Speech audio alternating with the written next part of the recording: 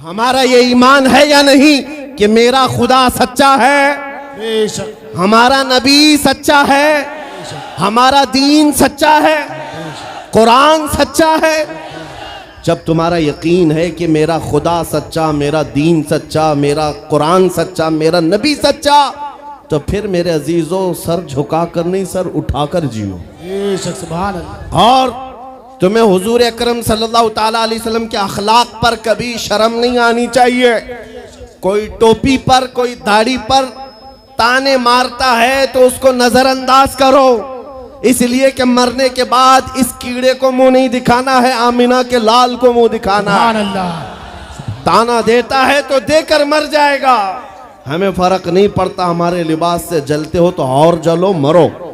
इसलिए कि जिसकी किस्मत में यहाँ भी जलना वहाँ भी जलना, और अल्हम्दुलिल्लाह सुन्नियों की किस्मत में यहाँ भी खुशियाँ हैं वहाँ भी खुशियाँ।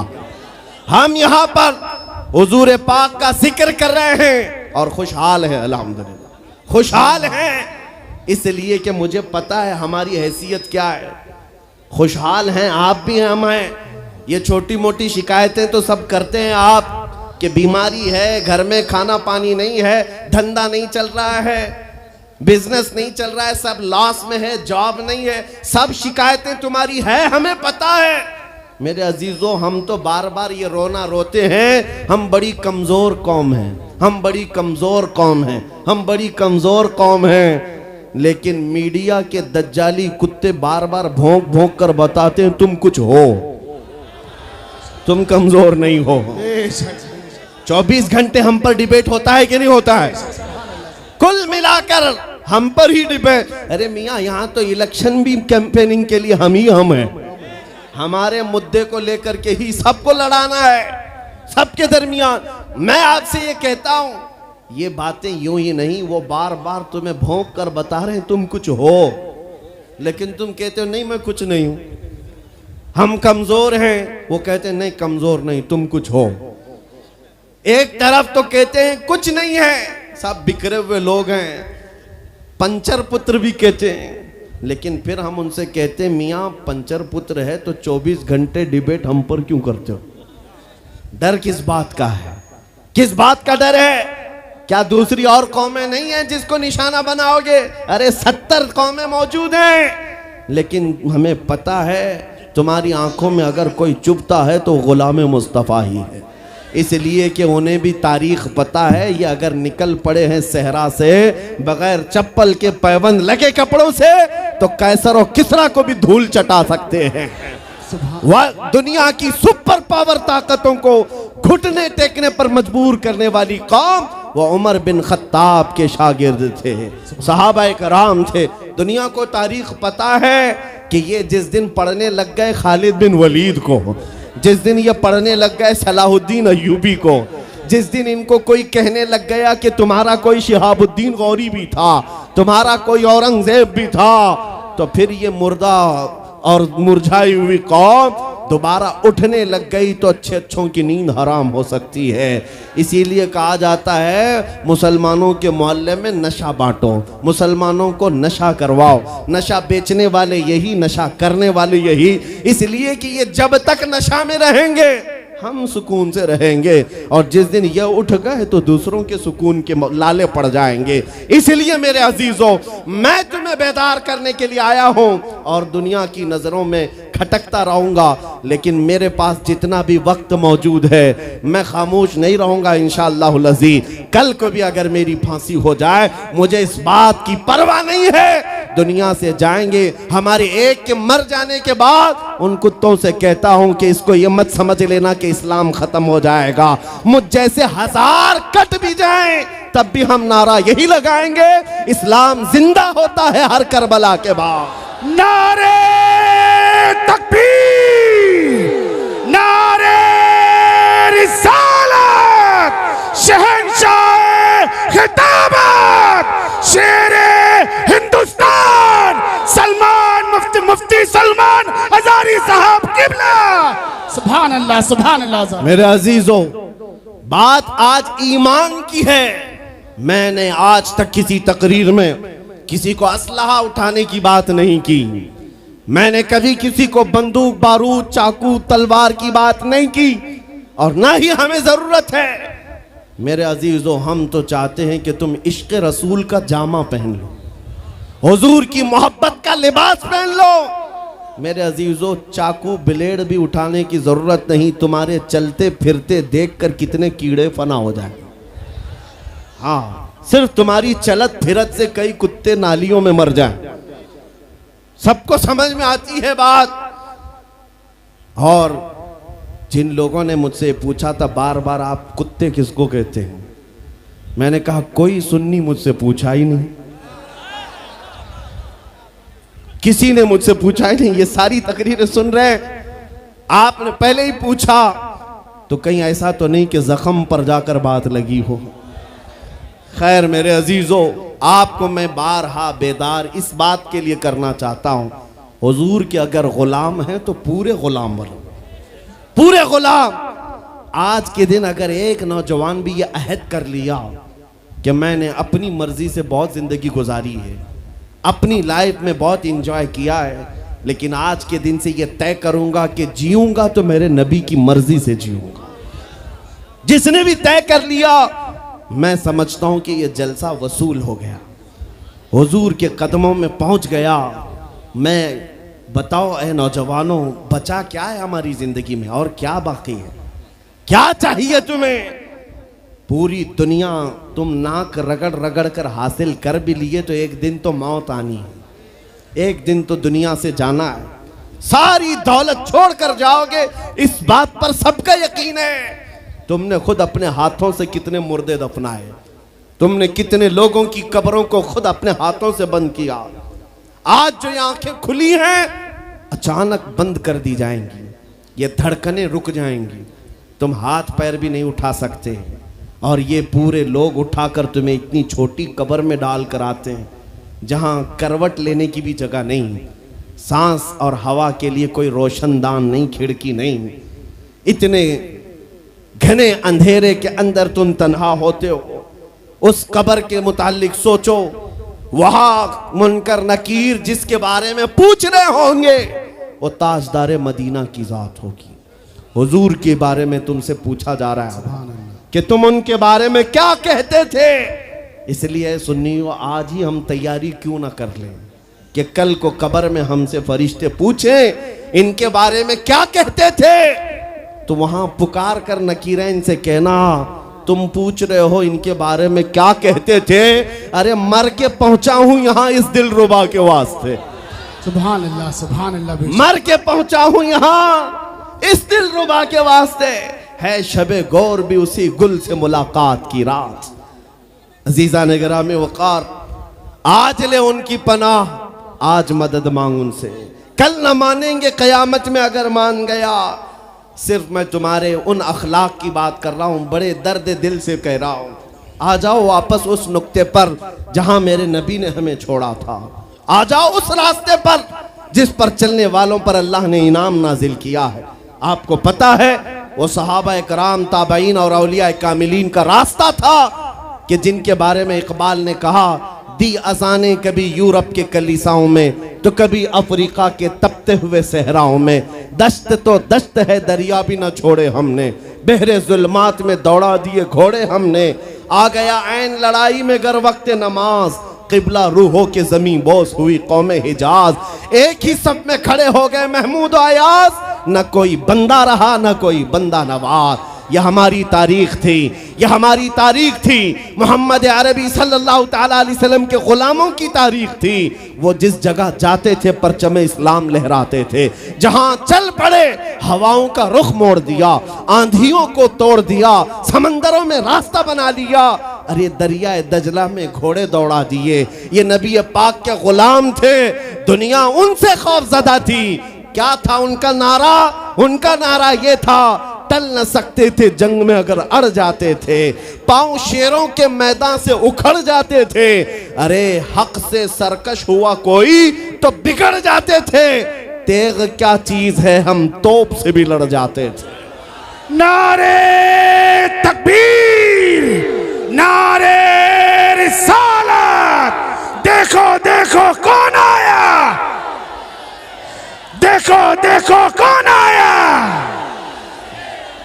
तवज्जो की बात है, हम उस कौम के वारिसीन में से हैं दुनिया जिनकी तारीख जानती है। आपको पता है अंग्रेज तारीख दान है, अंग्रेज है, उसका कोई ताल्लुक मेरे दीन से नहीं, लेकिन तारीख लिखने में उसने ये बात लिखी कि मैंने ऐसा जर्नेल देखा ही नहीं जैसा सलाहुद्दीन था, इसलिए कि उसके जज्बे जैसा मैंने एक भी जर्नल देखा नहीं।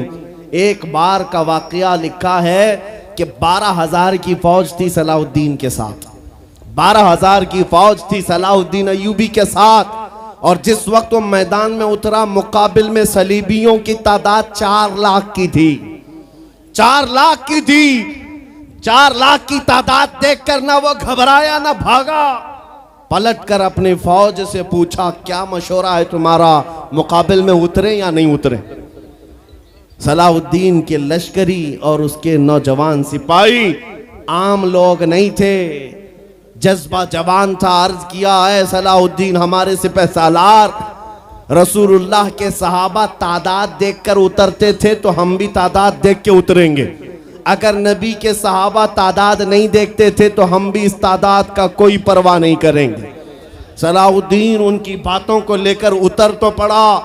तारीख लिखने वाला अंग्रेज आदमी है, कहता है मुकाबला कर लेना और बात होती है, लेकिन 4 लाख को तितर बितर करके रख देना तारीख की अलग बात होती है। सलाहुद्दीन के इस कारनामे के बाद वो अंग्रेज तारीख दान कहता है हमारे इलाकों में हाल ये हो गया था, हमारे यहाँ की माएँ अपने बच्चों को थपकियां देकर सुलाती थी और ये कहती थी कि बेटा सो जा नहीं तो सलाहुद्दीन आ जाए। सुभान अल्लाह, सुभान अल्लाह। ये मैं इसलिए बातें अर्ज कर रहा हूँ कि सलाहुद्दीन अय्यूबी की ताकत वो उनकी अपनी बॉडी की ताकत नहीं थी, वो ना ही किसी जगह से वर्जिश करके हासिल की हुई ताकत थी। सलाहुद्दीन की ताकत इश्क़ मुस्तफ़ा की वजह से थी, वो मोहब्बत रसूल का पैकर था। हमने तारीख में उन जवानों को देखा है जिन्होंने तारीख उलट करके रख दिया है, जिन्होंने जमीन में एक अलग परचम लहरा कर रख दिया है। आपको पता है इसी हिंदुस्तान की सरजमीन पर सबसे पहला 10,000 का लश्कर लेकर आने वाला एक जवान अरब से सबसे पहले आने वाला मोहम्मद बिन कासिम सिर्फ 19 साल की उम्र में आया था। 19 साल की उम्र में आया था। किस लिए आया था? माल लूटने नहीं आया था, यहाँ जगह कब्जा करने नहीं आया था। जैसे आज तारीख तोड़ मरोड़ करके बताई जा रही है, जितने बादशाह आए सब आक्रमण किए, सारे लोग यहाँ लूटपाट करने आए थे, ये तारीख तोड़ मरोड़ कर बयान की जाती है। मेरे अजीजों इस पर फिर कभी गुफ्तगू करेंगे, लेकिन मोहम्मद बिन कासिम क्यों आया था? इलाहाबाद के एक पंडित है, उन्होंने खुद लिखा है, मैं अपनी बात नहीं पंडित जी की बात कह रहा हूँ। उस वक्त हालात ऐसे हो गए थे कि चंद औरतें, मुसलमान औरतें जो श्रीलंका की सरजमीन से हज के लिए जा रही थी, उस वक्त राजा दाबिर सिंह उसके कुछ गुंडों ने इन औरतों को पकड़ लिया, उनकी इज्जत लूटी, उनका माल लूटा, उनको कैदी बनाया। उन औरतों ने उस वक्त पुकार कर कहा था कि कोई है जो हमारी इज्जत बचाएगा। कोई तिजारत करने वाला बाहर से आया हुआ ताजिर बात सुन करके अरब गया। अरब में जाकर गवर्नर जो था उसके सामने वाकया बयान कर रहा था। 19 साल का जवान मोहम्मद बिन कासिम वहां से गुजर रहा था। उसने इतना वाकया सुना कि हिंद की सरजमीन पर कुछ हमारी बहनों की इज्जत लूटी जा रही है। वहीं खड़े होकर उसने कहा लब्बैक या उख्ती, ऐ मेरी बहन मैं तेरी इज्जत की हिफाजत के लिए आ रहा हूं। वहां से पुकारा अपने चचा जो गवर्नर था उस वक्त, उससे 10,000 का लश्कर लेकर के सबसे पहले यहाँ आने वाला मोहम्मद बिन कासिम किस लिए आया था? माल लूटने के लिए नहीं, औरतों की इज्जत बचाने के लिए आया था। हिंदुस्तान की सरजमीन पर कदम रखा और उसके बाद सामने मुकाबिल में फौरन जंग के लिए नहीं आया। कहा कि जिन औरतों को कैदी बनाया वो छोड़ दो, जो हज के लिए जा रही थी उन्हें आजाद कर दो, और दूसरी बात जिन्होंने गुंडागर्दी की है उन्हें पकड़ो और जेल में डालो। राजा को घमंड था, उसने इनकार किया तो मोहम्मद बिन कासिम ने कहा चलो आओ मोहम्मद अरबी के शेरों से मुकाबला हो जाए। 3 दिन का मुकाबला हुआ था, न राजा बचा न बाजा बचा, सारे हजारे इधर से उधर हो गए और मोहम्मद बिन कासिम का परचम लहराया। मेरे अजीजों, औरतों की इज्जत का मुहाफिज 19 साल का जवान था जिसने आते ही औरतों की इज्जत भी बचाई और मेरे दीन का परचम भी लहराया। मैं आज पूछता हूं हमारी उम्रें कितनी हो गई?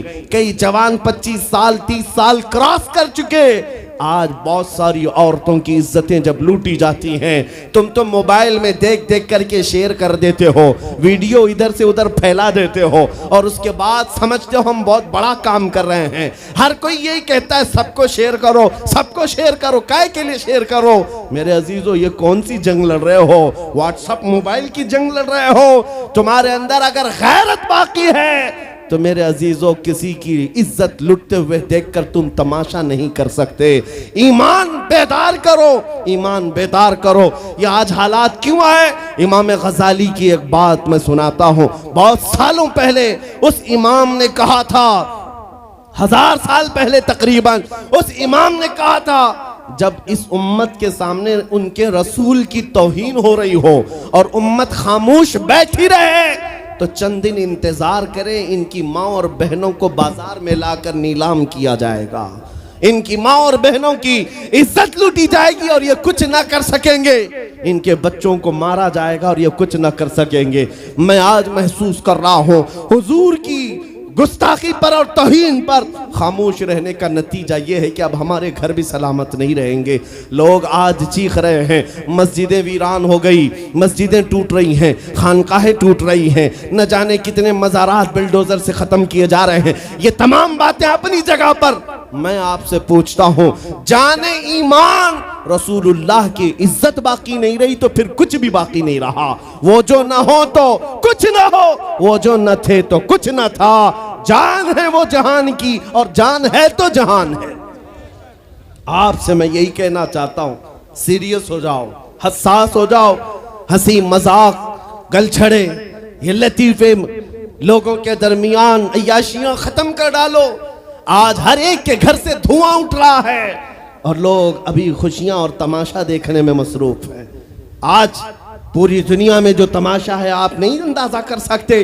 फिलिस्तीन के बच्चों के साथ खून की होली खेली जाती है। हमने इराक में देखा है चंद साल पहले जहां मैदान में खेला करते थे लोग, आज वो मैदान कब्रों से भर चुका है, कब्रों से भर चुका है।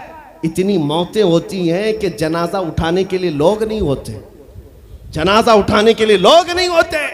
ये तमाम हालात क्यों पैदा हुए? मुल्क शाम के हालात इतने सख्त तरीन हो गए हैं कि तकरीबन 50 लाख के करीब बेघर हो चुके लोग, जिनका घर नहीं, सब टूट चुका। ये हालात देखकर मैं आपसे कहता हूं, बेदार हो जाओ और अमल की तरफ आ जाओ। क्या अब भी तुम्हें अजानें नहीं उठाती? नमाजों के लिए दौड़ते नहीं? अल्लाह का कहर जब आता है, पकड़ आती है, तो फिर कोई तुम्हें नहीं बचा सकता, कोई नहीं बचा सकता। मैं वार्निंग भी दे रहा हूं और आपको बता भी रहा हूं कि नबी करीम सल्लल्लाहु ताला अलैहि वसल्लम का दरवाजा अभी खुला हुआ है, खुला हुआ है।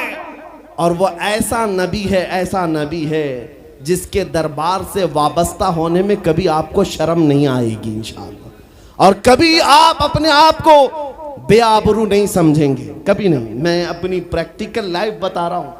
हुजूर की मोहब्बत में, वो वफा में जो मजे हैं वो दुनिया में कहीं नहीं, कहीं नहीं है। जब बेचैन दिल होता है तब भी हम, मेरे अजीजों, गाने सुनकर के अपनी बेचैनी दूर नहीं करते। हम पिकनिक पॉइंट पे जाकर अपनी बेचैनी दूर नहीं करते। जब ज्यादा बेकरारी हो तो यही कहते, उनके निसार कोई कैसे ही रंज में हो, जब याद आ गए हैं सब गम भुला दिए हैं, उनकी महक ने दिल के गुंचे खिला दिए हैं, जिस राह चल दिए हैं कूचे बसा दिए हैं। हुजूर को याद कर लेते हैं, बेचैनी दूर होती है, बेकरारी दूर होती है। आपको मैं ये बात कहना चाहता हूं, हुजूर की वफा में जो इज्जत है वो कहीं नहीं है, हुजूर की गुलामी में जो इज्जत है वो कहीं नहीं। आज आपके दरमियान मैं यहाँ आया हूँ, फतेहपुर सिकरी पहली मर्तबा, लेकिन तुम्हारा जोश और जज्बा मेरे अजीज़ों, रात के 12 बजे के बाद मुझ जैसे एक अदना तालिब इल्म के इस्तकबाल के लिए अगर इतना मजमा खड़ा है, जो खड़ा है, जिसको जगह नहीं वो भी, जिसको जगह है वो भी, क्यों कोई बड़े पार्टी का नेता आया है? क्या किसी गवर्नमेंट का ओहदेदार आया है? नहीं, सबको यहां पता है कोई नेता नहीं आया, हुजूर का एक गुलाम आया। हमारी आज जो इज्जत है वो सिर्फ इसलिए है, जब तक बिके न थे तो कोई पूछता न था। या रसूल अल्लाह, तुमने खरीद कर हमें अनमोल कर दिया। जब तक के मदीने से इशारे नहीं होते, रोशन मेरी किस्मत के सितारे नहीं होते। इसलिए आज से भी कहता हूं, बेदाम ही बिक जाइए बाजार नबी में, बेदाम ही बिक जाइए बाजार नबी में। अरे इस शान के सौदे में खसारे नहीं होते। नारे तकबीर, लब्बैक लब्बैक लब्बैक या रसूल अल्लाह, लब्बैक लब्बैक लब्बैक या रसूल अल्लाह। ताजदार खत्म नबूवत, ताजदार खत्म नबूवत। मैं अपनी गुफ्तगू को समेटते हुए बात अर्ज करता हूं, तुम्हारे यकीन को बढ़ाने के लिए कहता हूं, आज भी तुम्हें पता होना चाहिए, हमारे दर्द को कोई समझने वाला है तो आमिना का लाल है, वो मकीने गुंबद खजरा है, जो बेकसों का कस, जो बेसहारों का सहारा। उस रसूल पाक की आदत ही ये है, आता है फकीरों पे उन्हें प्यार कुछ ऐसा, खुद भीख दें और खुद कहें मंगते का भला हो। आपको मैं ये बात बार बार इसलिए कह रहा हूं कि तुम ये मांगना छोड़ दो, लोगों के यहाँ हाथ फैलाना छोड़ दो, उनकी नौकरी चाकरी करना छोड़ दो। मेरे मुर्शिद ताजु शरिया फरमाया करते, बुल हवस सुन सीमो जर की बंदगी अच्छी नहीं, बुल हवस सुन सीमो जर की बंदगी अच्छी नहीं, उनके दर की भीख अच्छी, सरवरी अच्छी नहीं।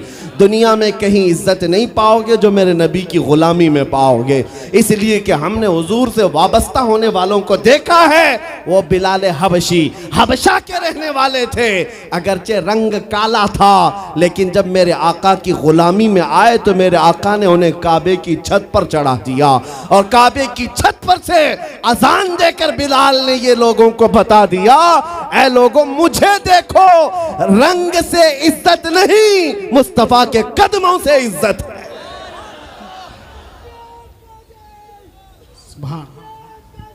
अजीजा ने ग्राम वकार, तवज्जो चाहता हूं, हुजूर की गुलामी में जो इज्जत है वो हमने देखी है। जो लोग सहाबाए कराम, जो सहाबाए कराम, सैयदना अमीरुल मोमिनीन उमर इब्न खत्ताब, जिनका हाल ये था 36 लाख स्क्वायर किलोमीटर पर तन्हा हुकूमत करते थे। उस वक्त मिस्र भी, शाम भी, यमन भी, इराक भी, फिलिस्तीन भी, अरब, ये 6 कंट्री पूरे मिलाकर तन्हा हजरत उमर की निगरानी में थे। और ऐसी निगरानी नहीं कि यहाँ बैठ करके बड़ी बड़ी मीटिंगें कर रहे हों और गरीब खस्ता हाल सो रहे हों। उस खलीफा इस्लाम का हाल ये था, वो मदीने में बैठकर खिलाफत कर रहा था, और बड़ी दूर एक औरत अपनी बेटी से कह रही है कि आज थोड़ा दूध में पानी मिला ले। बेटी कहती नहीं, खलीफा उमर बिन खत्ताब की खिलाफत है, उमर इब्न खत्ताब की खिलाफत है। घरों में तक उमर इब्न खत्ताब की निगरानी थी। ये कौन? उमर इब्न खत्ताब रज़ियल्लाहु ताला अन्हु, जिन्होंने लोगों का खून चूस करके हुकूमत की कुर्सी नहीं बिठाई। और दूसरी बात ये भी कि वो उमर सादा जिंदगी गुजारने वाले, उनकी सिक्योरिटी भी ऐसी नहीं थी कि रोल्स रॉयस लगी हुई हो, काली गाड़ियां आगे पीछे घूमती हों। मेरे अजीजों, उस उमर इब्न खत्ताब की बात कर रहा हूं। जब बैतुल मुक़द्दस फतह हो गया तो वहां से हजरत अबू उबैदा बिन जर्राह ने खत लिख करके भेजा कि लोगों की ख्वाहिश है उमर इब्न खत्ताब आप तशरीफ लाएं, बैतुल मुक़द्दस की चाबी आपके हाथ में दी जाएगी, आप तशरीफ लाएं। तो उमर इब्न खत्ताब रज़ियल्लाहु ताला अन्हु मदीने से चल पड़े। अपना एक गुलाम लेकर के, लेकिन गुलाम और खुद होने के बाद एक ही घोड़ा था। तय ये कर लिया गुलाम के साथ कि 1 मील मैं बैठूंगा तू चलेगा और दूसरे मील तू बैठेगा मैं चलूंगा। ये शान उमर इब्न खत्ताब रज़ी अल्लाह ताला अन्हु की। मैं क्यों कह रहा हूं अभी बताता हूं। और इस तरह से सफर कटता रहा। 1 मील खुद बैठते, 1 मील गुलाम बैठता था, क्योंकि उनके अदल के सामने किसी की नहीं चलती। फिर जब इत्तेफाक ऐसा है बैतुल मुक़द्दस करीब आया, लोग सब देखने के लिए बाहर आए, लेकिन घोड़े पर बैठने की बारी गुलाम की थी और आपकी चलने की थी। बारी बारी है, गुलाम बैठा हुआ आ रहा है और खलीफा वक्त रस्सी पकड़ा हुआ आ रहा है। लोग दौड़े दौड़े आए, फिलिस्तीन के अमीरुल मोमिनीन कहकर नारा लगा रहे थे।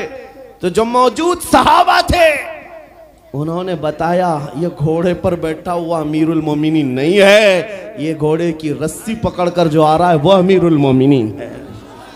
ईसाइयों ने पहली मर्तबा देख करके पूछा था, ए मुसलमानों क्या तुम्हारा बादशाह ऐसा भी होता है? उस वक्त सहाबा ने कहा पहली बात तो हमारे यहाँ बादशाह होता ही नहीं, बादशाह नहीं होता। और उनकी ये जिंदगी मैं इसलिए बता रहा हूं। फिर ईसाइयों ने कहा अगर ये घोड़े की रस्सी पकड़कर चलता है तो इसके डर से कैसर और किसरा क्यों कांप रहे हैं? इसके डर से पूरा ईरान, पूरा रोम कांप रहा है। आखिर कौन सी ताकत है इस उमर के अंदर? ये तो रस्सी पकड़कर घोड़े लेकर चल रहा है। तब जानते हो मेरे अजीजों, उमर इब्न खत्ताब रज़ी अल्लाह ताला अन्हु ने लोगों को जमा करके बताया, ऐ लोगों सुनो, मेरी हैसियत सिर्फ इतनी थी, मैं खत्ताब का बेटा उमर, बचपन में 2 बकरियां मुझसे नहीं संभाली जाती और मेरे बाप मुझे हर दिन मारते थे, बकरियां नहीं संभालनी आती। लेकिन आज गौर से देखो, आंख खोलकर, वही खत्ताब का बेटा उमर है। 36 लाख स्क्वायर किलोमीटर पर तन्हा हुकूमत करता है। इसलिए नहीं कि खत्ताब का बेटा उमर है, इसलिए कि मोहम्मद अरबी का गुलाम उमर है। नारे तकबीर, नारे रिसालत, मरहबा या मुस्तफा, मरहबा या मुस्तफा। अजीजा ने गिरामी वक़ार, मैं आपको कई मिसालों से बता सकता हूं। इज्जत सहाबा ने रसूलुल्लाह के कदमों से पाई है, इज्जत नबी पाक के कदमों से पाई है। आज जिस जलसे में जाएं, आला हजरत, अभी अगर मैं पूछूं अरे भैया लीड खींच रही है भैया, स्टेज पे से नीचे आया, फालतू लोग सब लीड खराब हो रही है, वो खींच के। अरे भैया फालतू लोग नीचे आ जाए, इतने लोग बैठने से कोई फायदा नहीं है, पूरी लीड खींची जा रही है माइकों की।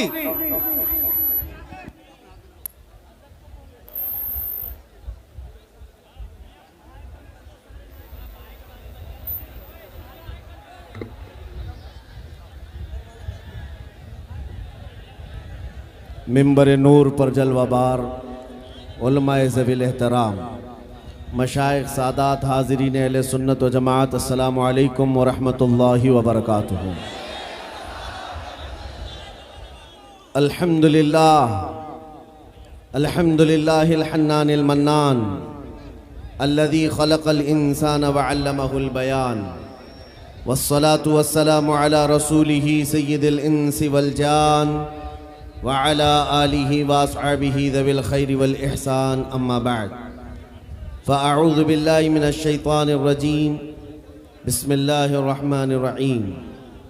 क़ुल बिफ़ज़लिल्लाहि व बिरहमतिही फ़बिज़ालिका फ़लयफ़रहू, सदक़ल्लाहु मौलाना अज़ीम। बारगाह रिसालत मुआब सल्लल्लाहु तआला अलैहि वसल्लम में दुरूद पाक का हदिया पेश करें।